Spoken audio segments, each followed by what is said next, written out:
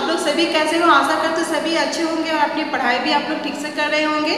तो आज मैं आप लोगों का क्लास 2 का सब्जेक्ट हिंदी सेकेंड लैंग्वेज का नेक्स्ट क्लास लेने जा रही हूँ। इसके पहले मैंने चैप्टर 6 आधा इनाम पढ़ाया था। आशा करती हूँ आप लोग को सभी समझ में आ गया है। और आज मैं आप लोग को चैप्टर 7 नंदन वन की बिल्लो रानी ये कहानी आप लोग को बताने जा रही हूँ। तो ये जो कहानी है ये एक बिल्ली की कहानी है जिसका नाम है बिल्लो रानी। इसमें एक वन के बारे में बताया गया है जिसका नाम है नंदन वन। तो इसमें वो बिल्ली किस तरह से अपनी नंदन वन की रक्षा करती है।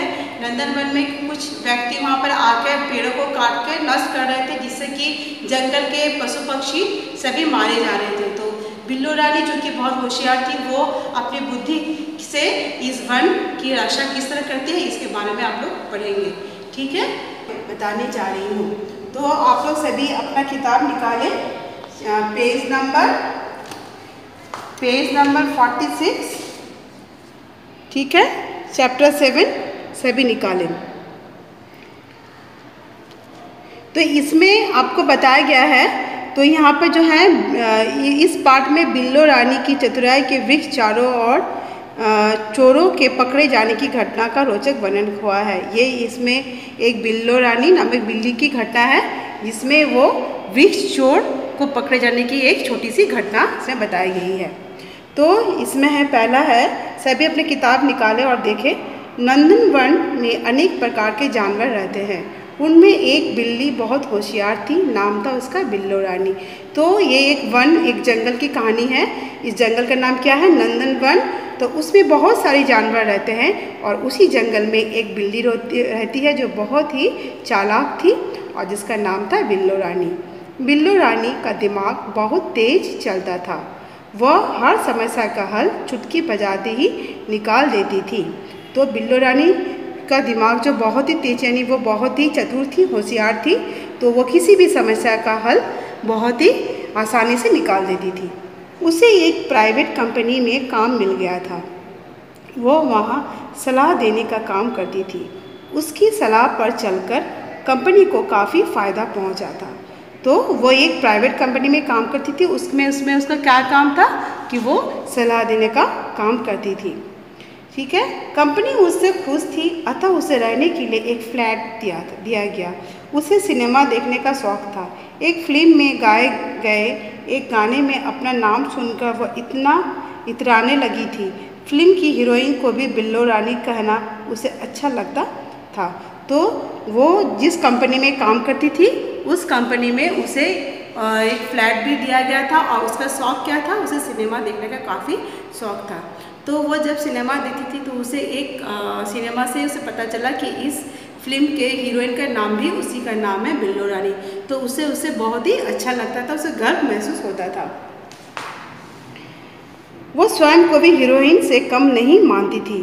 दूध मलाई खाना उसकी कमजोरी थी। जहाँ भी वह दूध मलाई देखती उसकी जीभ चटखारे लेने लगती। तो वो उसका पसंदीदा खाना क्या था? दूध मलाई। वो कभी भी कहीं भी अगर दूध मलाई देखती थी तो वो अपने आप को रोक नहीं पाती थी। एक बार नंदन वन एक समस्या में फंस गया।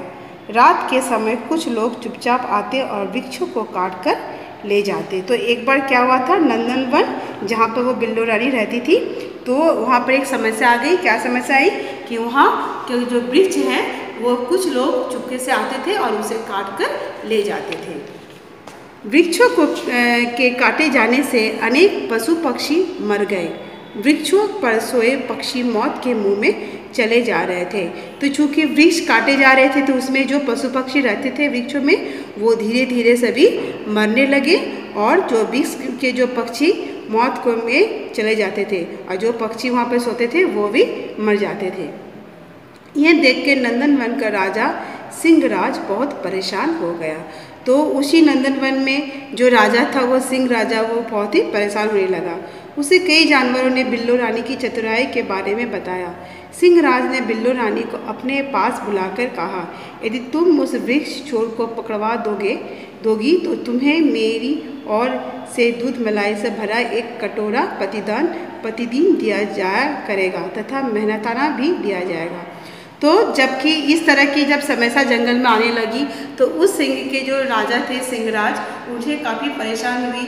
तो उसके पास जो जंगल के कुछ जानवर थे वो सभी सिंहराज के पास गए और उन्होंने बिल्लो रानी के बारे में बताया, उसकी चतुराई के बारे में बताया।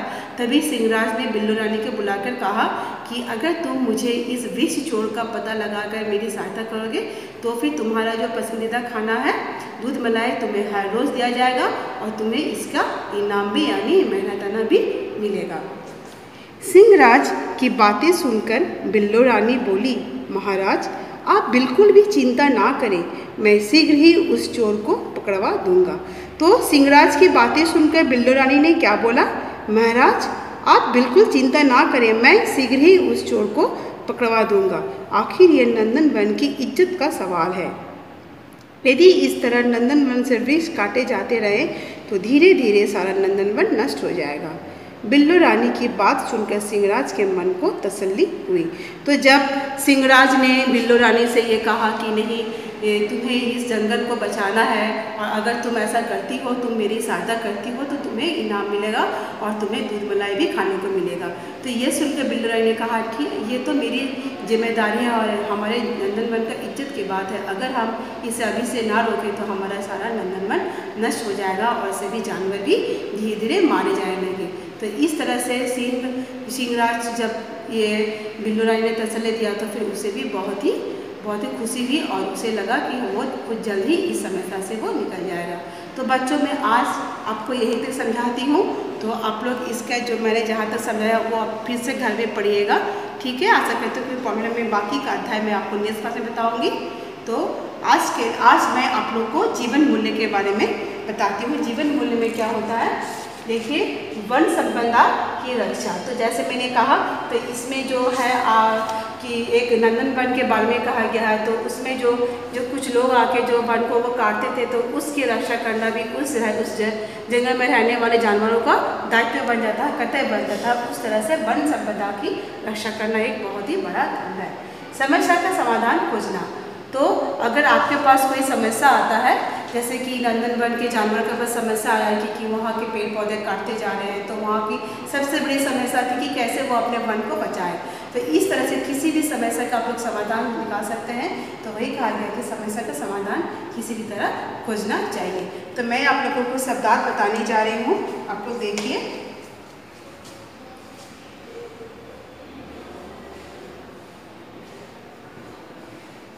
शब्दार्थ पहला है समस्या। तो समस्या का अर्थ होता है मुसीबत।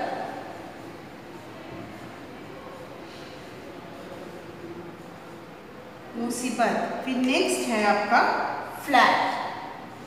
फ्लैट का अर्थ आप लोग जानते हैं। तो फ्लैट किसे कहा गया, मकान को हम लोग फ्लैट कहते हैं, ठीक है। फिर है आपका स्वयं को।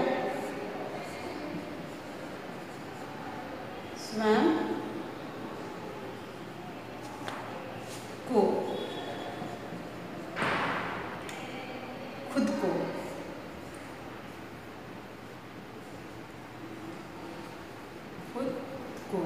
फिर है आपका वृक्ष, पेड़। प्रतिदिन,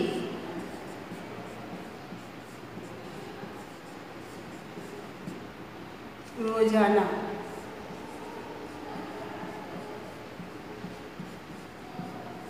फिर है आपका नष्ट, बर्बाद। तो ये कुछ शब्दार्थ है। जैसे पहला है समस्या यानी मुसीबत, फ्लैट मकान, स्वयं को, खुद को, वृक्ष, पेड़, प्रतिदिन, रोजाना, नष्ट, बर्बाद। तो इस तरह से आप लोग को ये शब्दार्थ आप लोग सभी याद कीजिएगा, ठीक है। और आप लोग को जहाँ तक पढ़ाया गया है आप लोग ये लिखिएगा। और मैं आप लोगों को किताब में दिखाना चाहती हूँ। किताब में देखिए मैंने आप लोग को ये यहाँ तक पढ़ाया दिया है। फिर मैंने इसे देखिए कुछ जगह पर मैंने पेंसिल से अंडरलाइन किया है, ठीक है। तो ये जो वर्ड मैंने जो शब्द अंडरलाइन किया है, ये सभी अंडरलाइन शब्द आप लोग को याद करना है और आपको इसका स्पेलिंग भी जानना है। ठीक है, देखिए मैंने दोनों पेजों में जो शब्द मैंने अंडरलाइन किया है वो आप लोग इसके ध्यान से देखिए। आप लोग को इसको याद करना है, इसका स्पेलिंग ठीक से करना है। आप लोग घर में आप लोग इसका स्पेलिंग लिख के भी प्रैक्टिस कीजिएगा। इससे आप लोगों को हिंदी के शब्दों का ज्ञान होगा, क्योंकि स्पेलिंग का आप लोग ऐसे भी क्लास 2 में हैं, आप लोग के बहुत सारे नए शब्द आएंगे, लेकिन आपको इसका स्पेलिंग और अर्थ जानना बहुत आवश्यक है। इसलिए मैंने जो आप लोग को शब्द अपना अंडरलाइन कर दिया है उसको ठीक से याद कीजिएगा, और किताब में जो आपका शब्दार्थ है उसे भी याद कीजिएगा। तो इसका बाकी का अध्याय मैं आपको नेक्स्ट क्लास में पढ़ाऊँगी। आशा करती हूँ आप लोग को ये आपको पहला अध्याय समझ में आ गया है। तो आज मैं अपना क्लास यही समाप्त करती हूँ। धन्यवाद।